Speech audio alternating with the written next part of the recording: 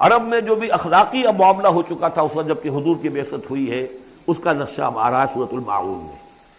یعنی یہ کہ ایسا نہیں تھا کہ سرے سے ان کے ہاں کوئی ویلیوز رہی نہ ہو، لیکن یہ کہ تلپٹ ہو جاتی ہیں ویلیوز، اور یہ کہ کچھ چیزیں ہوتی ہیں کہ جن کی حقیقت نہیں رہتی، صرف ان کی رسم رہ جاتی ہے۔ جیسے آج ہمارا حال ہے، رہ گئی رسم اذاں روح بلالی نہ رہی، فلسفہ رہ گیا تلقین غزالی نہ رہی۔ تو ان کے ہاں بھی یہ آ چکا تھا کہ اب وہ چونکہ جزا و سزا کے تصور سے محروم ہو چکے تھے، لہذا ارأیت الذی یکذب بالدین، کیا تم نے دیکھا اس شخص کو جو جزا و سزا کا انکاری ہے؟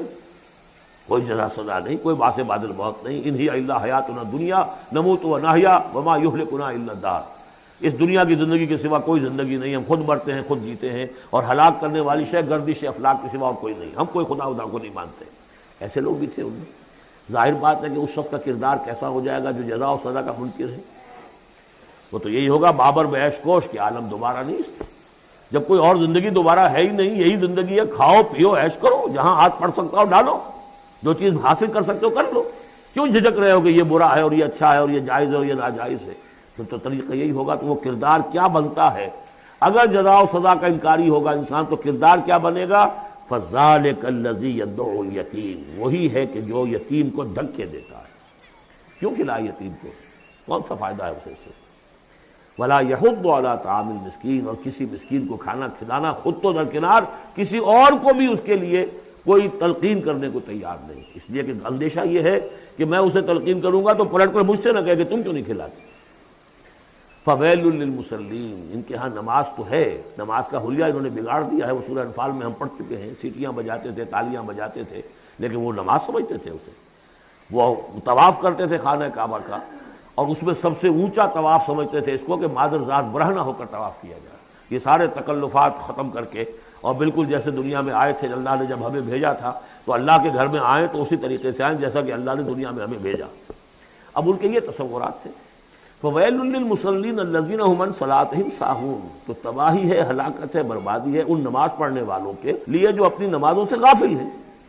اس کی روح ختم ہو چکی ہے، شکلیں بھی بدل دی گئی ہیں۔ ہمارے ہاں اللہ کا شکر ہے اس امت میں شکل نہیں بدلی۔ صلو کما رأیتمونی اصلی، اللہ کا فضل ہے، اس طرح کی بدعات وہاں ہمارے ہاں نہیں ہے۔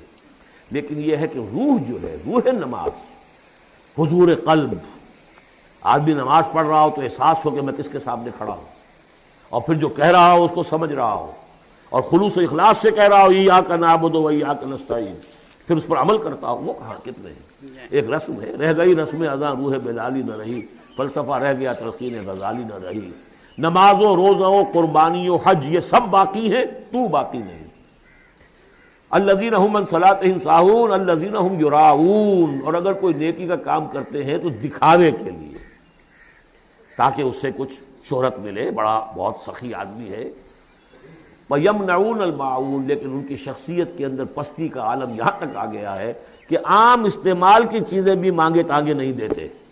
عرب میں بھی رواج تھا بھئی کہیں سے کسی کے چولہے میں سے کوئی انگاری لے آؤ تاکہ ہم آگ روشن کر لیں، نمک ہے کسی سے مطلوب ہے تو اس کا کوئی جھجک نہیں ہوتی تھی، نمک دے دیا جاتا تھا۔